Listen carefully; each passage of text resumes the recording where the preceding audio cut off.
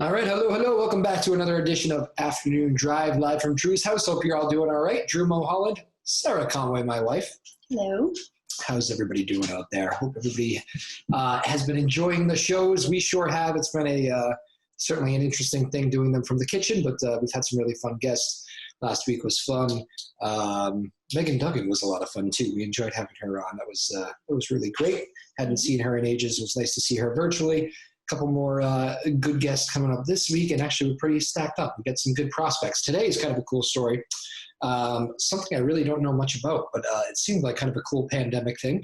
I hope I say their names right. I'll ask them for clarification. But Penny, they're tough.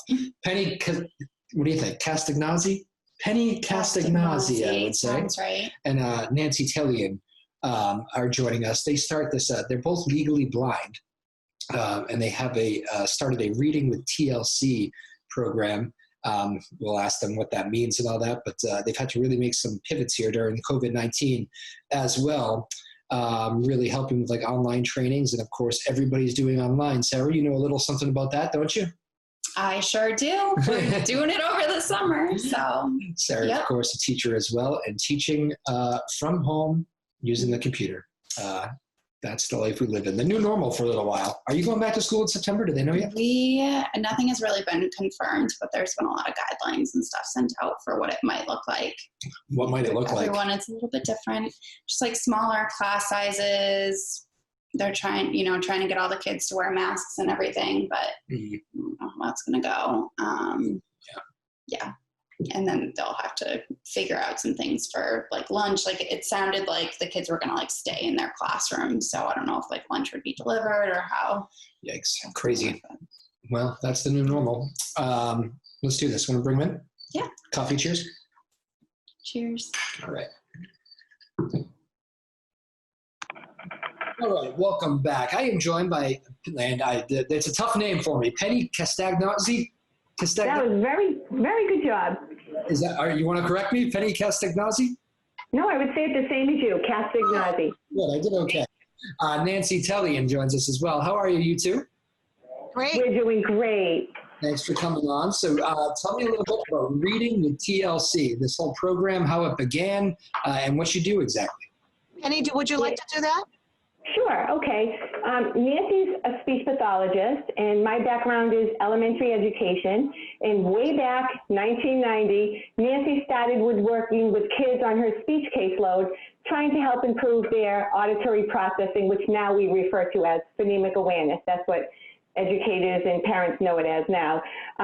So she started developing a program to train phonemic awareness skills to help these kids be able to sound out words better. The next year, I came in and joined Nancy, and we happened to be sisters, so that was an easy fit. We get along really well, and we both started working with our caseload. This is in Boston, and we were given students who were struggling with reading. Typically, they were in kindergarten through third grade. We would get most of our referrals from those grades, but the school went from K through 5, and we were getting so many referrals at that time because back then, in the day, it was a whole language approach where kids were taught to read just by showing them whole words and just telling them, just put them into books and they'll learn to read.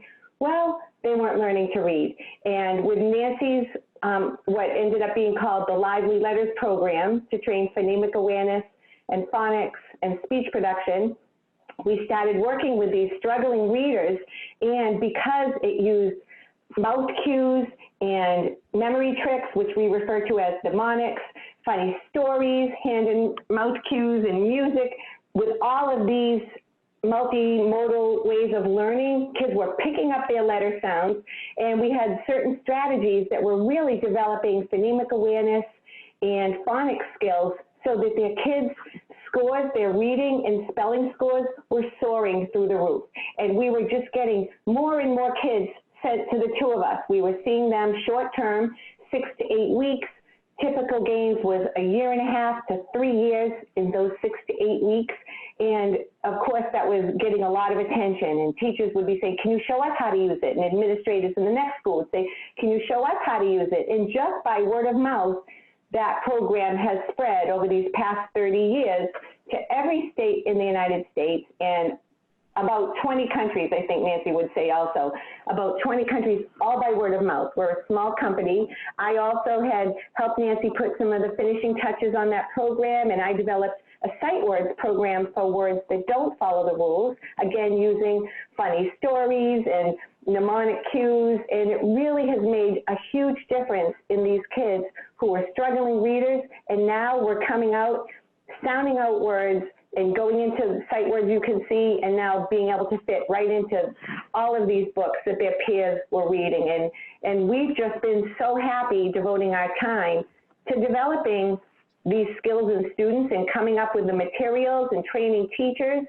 And Nancy, do you want to add anything to that basic info? Yeah, so basically what Reading with TLC does, as Penny explained, is we provide research-based materials, which is lively letters, site which you can see, and professional development for educators and parents. So not only do we do trainings in lively letters, now doing it through webinars, which we've been doing since 2014, but before it was always in person, and so now we're doing a lot of webinars. But the other thing we've been doing for the past 6 years is, and more so, is we're bringing in what we call hot topic speakers.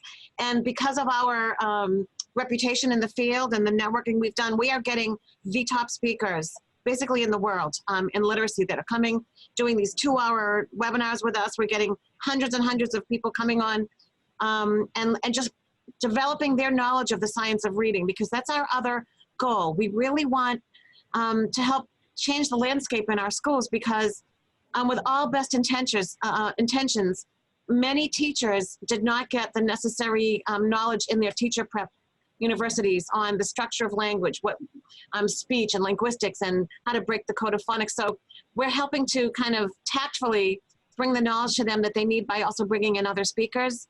And that keeps us very busy. We love our work. We wake up every day talking on the phone, probably by 6:30 in the morning. And, you know, Penny, I think you were in the office by 6:30, 6 o'clock this morning. I jump on with my cup of coffee, you know, plan out our day. What are we going to do? And it's a combination of, you know, adding more products on, including the digital products. How are we going to let people know about them, and what other speakers are we bringing in? That's basically what we do. So you're making reading fun is Yes. the end goal. That's what it sounds like. Fun. Oh, Yeah. this is very cool. 20, all those, you know, the whole country and 20 other countries, that must be a pretty rewarding thing too. I know you probably never thought of it expanding like that. We didn't. I mean, In fact, oh, go ahead, Nancy. that's all right. I mean, I always like to tell the story that when I was first drawing out these characters in that very first year, 1990, at my dining room table, I remember my husband coming by and saying, you know, because I was always doing it. I was like 35 years old, and he's like, you know, if it helps 1 or 2 kids someday, that would be great. But I always knew this was going to be something that reached in a big way, because the results are so drastic.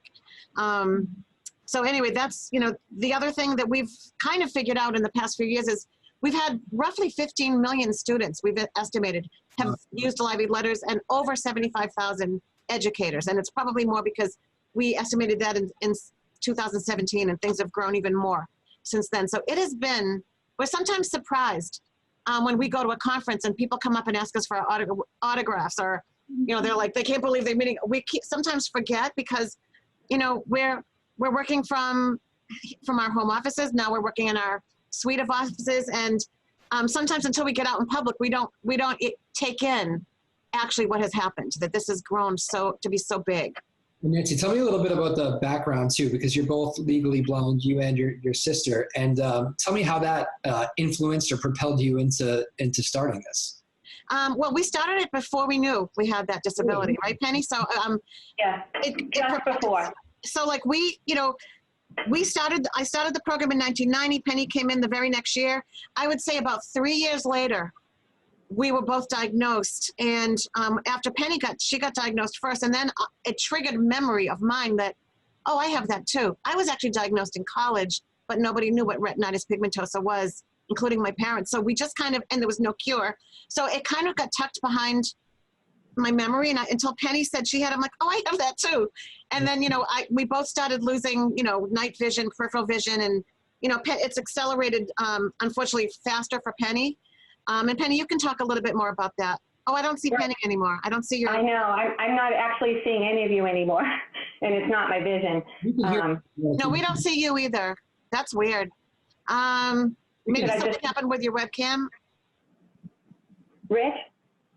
I'm We not can sure. hear you if you keep You can talking. hear me. Yes. Okay. If you want to keep talking, go for it. Sure, I'll just keep talking.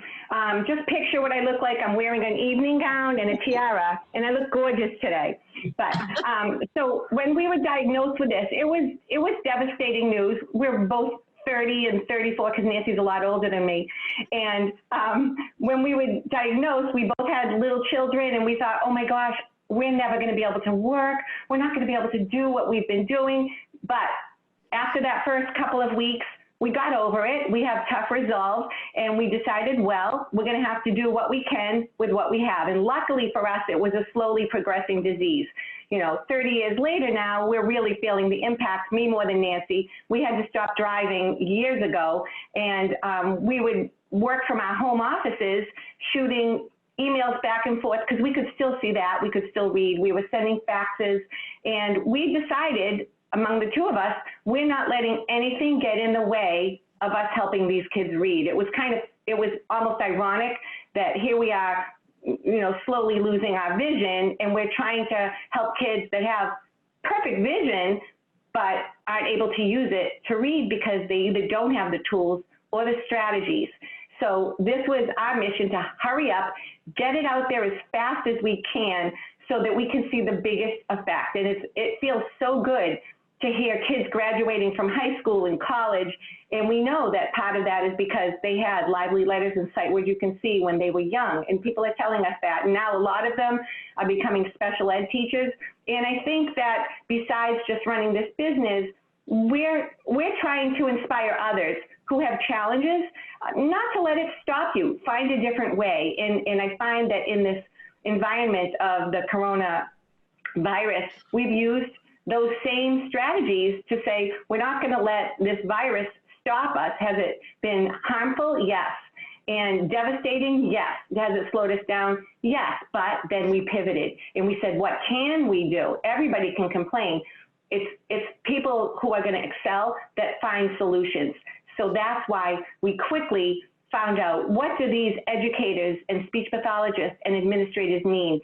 They needed trainings online, more trainings online. They needed to learn how to do online teaching. They needed to have some materials that are not print versions because they left those in school. So we quickly came up with e-products, and it's really propelled us into the next era of technology with a little bit of kicking and screaming on our parts because we're in our 60s. But you do what you have to do to succeed, especially when you know that the goal is to help these kids whose lives are in your hands. And I'd say the other thing in reference to your question is, yes, having this visual disability, when you're told by a world-renowned researcher who was the doctor who diagnosed us, who looked us in the eyes and said, you'll feel the crunch in your 40s and you will be blind in your 50s. And so that kind of lingered with us. And, you don't want to think about that, but I thought, I may not be seeing anything in my 50s, so let's get this thing done now. So it made us work harder and longer than I think we would have. Right, Penny? Yeah, that's very true. That makes complete sense. As you probably noticed, Sarah went away talking. Sarah is also a teacher, and one of her students just called in need of some attention, so she had to bail for a second. I bet you know that life a little bit. Yeah. Oh my gosh, a teacher's heart is always going to be there for the kids. Yeah, it was funny. Sarah had to get up. Nancy got up for a second. I said, "What is it with teachers? They're always getting up and moving." And Penny disappears. And I just disappear. I ghosted you all. Penny Castagnozzi and Nancy Telian joining us. I wonder, one thing that stuck out to me there, you said that a lot of this too is it's not just teaching kids, a lot of it is teaching teachers. And again, married to a teacher. And talk about that kind of approach of getting this information, getting these tools in the hands of teachers. Sure. Well, there's only so much that Nancy and I personally could do with kids. We can only see so many kids per week. And I remember when we started training other teachers, our mother said, gee, don't teach all these teachers because you're going to lose all your clients. Luckily, we didn't listen to her that time. And we found a great need to train these teachers, because with the best intentions, they don't always have the best tools, best strategies, because the children in their classrooms have such a wide range of disabilities. You need a multitude of tools that you can use, and you want to make sure that they're research-based and they're proven clinically and they're evidence-driven. And that's what our products are. And when people have seen the results that we have, that was what the proof was, that it's worth them coming. So we started training teachers at seminars and then at webinars, and then people started asking us, can I be a trainer and train some other colleagues in my area of the country or of the world? So we started putting on training of the trainers trainings, where now we have about 12 national trainers who can go out on their own wherever they are and put on these seminars. But then we have about 150 team trainers that have come and been trained to train the colleagues at their own school districts, so that it's saving school systems professional development funds. It's getting teachers trained with these strategies that they might elsewhere not find. And it's got people having a second livelihood so that they can boost their incomes on vacations, over the summers, helping to spread the word and put these tools and strategies into the hands of educators who are looking for them, even if they don't know what they're looking for specifically. And what is the Get Starter Kit? Like, what is maybe somebody who's got some time to experiment with some of these things? You're probably maybe even getting some more clients than usual in some ways. Yeah. Where most companies right now during Corona we've heard of companies that are having as much as 80% loss in income and in business. We are so fortunate, partly because of our pivoting, but also in the nature of how we had set up our business lately. We're actually more than 20% busier than we were before. So there's a great need out there for these trainings so that the teachers can use these strategies online through Zoom or Google Meet or whatever platforms they have. And we're there for them. We just want to give them those strategies. And it's been so helpful to them. And I feel like I lost what your question was because I was talking so long. So if I missed it, you can remind me. Well, you did fine. And Nancy, what do people see when they, where can you send them to, like a website to get, what's the Get Started? They go to readingwithtlc.com, and the very core product that you would start with would be the Lively Letters Basic Set, which is the very large instruction manual that was just revised, 350 pages, lots of information. And then it comes with a box of basic sized cards, picture letters, and I'm just going to show you what they look like. Oh, sure. Another teacher on they're just like pictures embedded right into the letters. So this is a character. This is the eye. He's a basketball player. He's trying to get that basketball in. There's a little song to go with it, character. So they get these size cards plus the plain letters. That's the basic set. But we also have all of these discounted bundles. So if you want to get even more, if you want to get reproducible workbooks and the songs, we have lots of different sized bundles for different professionals, parents, and different prices. So, but that basic set is what you could start with. And a lot of people now are also getting the digital mini cards so that they can literally get these into their computer, move them around, and their kids now can move them around as well on their computers. And they're doing a lot of online teaching. And then there's one other inexpensive way, Drew, that some parents are also getting involved to either supplement what their students are getting with their teachers, or sometimes they're just using it on their own. If their school or their classroom doesn't have Lively Letters yet, they're getting the Lively Letters app, the Lively Letters phonics app that Nancy and I designed several years ago. And we were actually rated the #1 educational app the first week it came out. And so, and speech pathologists, educators, and parents are getting this app. We keep it very inexpensive so that they can take this. It has the pictures and songs and stories, and it's just a great way to get parents on board and give kids reinforcement over summer vacation or any time that they want a little bit of screen time that's going to develop their reading and spelling skills. It's funny. I was, I think part of the reason, the first thing that struck me when we talked on the phone about doing this interview was I had a high school kid on this show before the pandemic. It was just before the pandemic, and he was in the studio, and he was very, very well spoken. He was a star swimmer. He had just won an award for his high school, that sort of thing. Just very, very good kid. And he, in the middle of our interview, said, I said, "You're just so well spoken. You're a great representation of your high school, yada yada yada." And he looked at me and he said, "Yeah, it's interesting." And somehow it came up that he ended up, I think, battling dyslexia, and could not read growing up. And he said the burden on me growing up not being able to read, he said it was stressful. It was beyond difficult. He was always worrying what's wrong, and always trying to work things out. And he said it was just all this added stress on his life. And you never would have known it now, but he said it was a real tough time in his life. And it was just, it strikes me every time all these people that, talk about helping kids to read, I try not to think about that and take that for granted, how big of a thing that is in a kid's life. I mean, basically reading is a foundational skill that you need in order to just get through school. And, I just looked at a quote today online by Emily Hanford. She was saying, every test you take in school is a reading test. Like if you cannot read the words to take that test, you're testing your reading. And the other thing that's interesting, you mentioned dyslexia. Dyslexia is getting a lot of attention now in our country. 1 in 5 individuals has dyslexia. Unfortunately, it's an educational diagnosis. It's not medical. Schools do have permission. It's been, there are mandates through the governmental agencies that schools can diagnose dyslexia. So school psychologists, speech pathologists, special ed teachers. But there's a myth that they can't. And so a lot of kids are not getting diagnosed. And the other thing that people don't understand is what you would do to teach a dyslexic student to read is what works for all kids. It's just that kids who have a reading disability need that more intensely. So our program, we started out designing it for the kids on my speech caseload, kids with reading disabilities, and then we started doing something different back in that time in the 90s.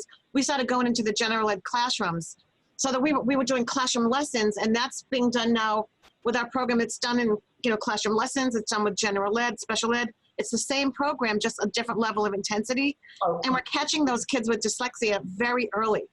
Are all the schools pretty receptive too? Because I know some schools in certain places can be stubborn, for lack of a better word, and they have their ways and they're not going to be open to certain programs. Have most schools been with you?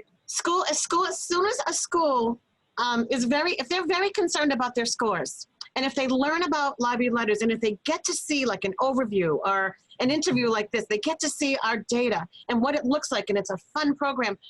All of a sudden, they start to realize that there were things they didn't know, and they were doing everything they thought was right, and they're willing to try something, because usually they'll learn it from someone else in their school who's tried it, or a very savvy administrator that has learned about it and brought it in. And as soon as they, Penny, we've seen them at our seminars. We'll see people come in on the first couple of hours, they're like this, and all of a sudden we have just transformed them, and they're like, they can't wait to use it, because they ultimately want to do what helps their kids. And they love it. Like, we have people telling us, they'll come to a seminar with their 30-year-old set of cards, and they still have them, and they take them everywhere they go. They do not want to let go of Lively Letters. Programs come and go, but there's such a, right, Penny, there's kind of like a passion about Lively Letters, almost like a club, because it's so fun. Yeah, if people go to our Facebook page, you're going to see the kind of responses people are putting up there. Like, where else in the world do people love letters or love a reading program? And they come up and they want to have autographs. It's kind of crazy to Nancy and me. We're two sisters, a reading, just an elementary teacher and a speech pathologist, just starting out with our own kids. We never knew it was going to have such an effect on so many people. And these administrators, they react the same way some of the older students react when we have, because this works not just with the younger kids, even though it's an adorable program. Some of our highest gains have been with middle school and high school students and even adults, because you can't really usually go beyond second grade level sounding out nonsense words, like say just for pure phonics. Usually struggling readers of any age hover around second grade. And if they have a program like Lively Letters, all of a sudden, now they're reading up through high school level words, sounding out words for reading and spelling, and it is changing their lives. And they might be resistant at first, some of these teens, because they've been through this program and that program and this program and that program. They'll say, go ahead, teach me to read. I know you're not going to be able to teach me to read. And they have a little bit of an attitude. And we come in and we say, just try it. Give me 2 weeks. And in 2 weeks, if they're seen, 8 to 10 times in 2 weeks, right away, they are sold. There's nothing you could do to stop them from listening to every word we tell them because they finally see the difference. Very cool. Well, it's a great thing. Penny Castagnozzi and Nancy Telian, two sisters who started this. We usually end our show. Do you have another minute to do a rapid fire? Can we squeeze this in? We have to learn. Sure. I don't know what it is, but we're on. We like to randomly learn about our guests and get away from the topic a little bit. Okay. All right. So let's do this. We'll get a little system going. Penny, because I can't see you. Why don't we have Nancy answer first, and then you can answer second, Penny, okay? Sure. Pressure's on you, Nancy. Sorry. Okay. All right. Favorite class in school back in the day? Art. And mine was math. Favorite What'd you say? favorite sport? Sport, tennis. In school, Let's get basketball. basketball. All right. Favorite food? Spaghetti. Mine is too. Spaghetti and meatballs still is. That was served at the house, I take it. Favorite musician? Yanni. Well, James Taylor. there you go. Okay, we get a good amount of James Taylor. I believe that's the first Yanni we've ever had. Favorite hobby? Playing the piano. Well, Mine would be storytelling. storytelling. All right, and the last one, very popular question these days. Favorite quarantine activity? I don't know if that crosses with hobby or not. But Sounds awful, but watching Netflix. yes. Since this later side of COVID, it's been being with my kids and my husband and my grandchildren.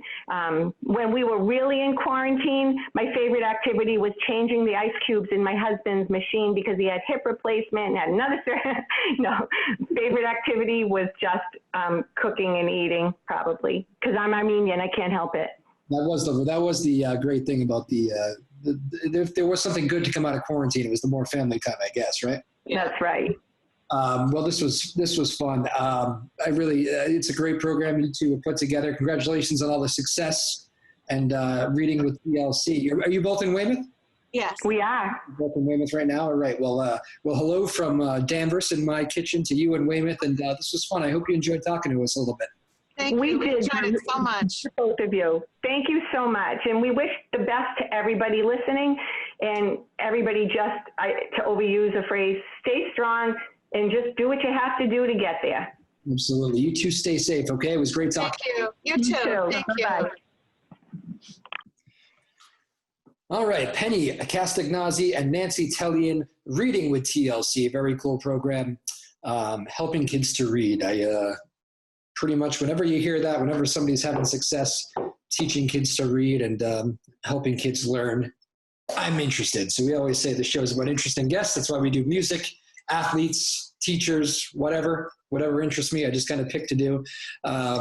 That's why we do a show like that today. So Penny and Nancy, thank you for your great work coming to us from Weymouth today. Sorry, Sarah had to jet during the middle. Sometimes when we're doing these shows during the day, Sarah will literally get calls from her students that she has to take, or meetings that were running late, had to be finished up at a certain time. So I'm not exactly what that was, but I know she got the call mid-show. And when you're running a show like this, you just got to keep the show going, and she had to leave. So sorry you missed Sarah, but for half that. But Penny and Nancy, thank you so much. That was a lot of fun. My name's Drew Moholland. This has been another edition live from Drew's house. Hope you all enjoyed it. All right. Got my dog mug. I love my dog. I got two now. Got to add the S. But hope to see you all next time. All right. My name is Drew Moholland. For my wife, Sarah Conway. We'll see you next time. Live from Drew's house. Bye-bye.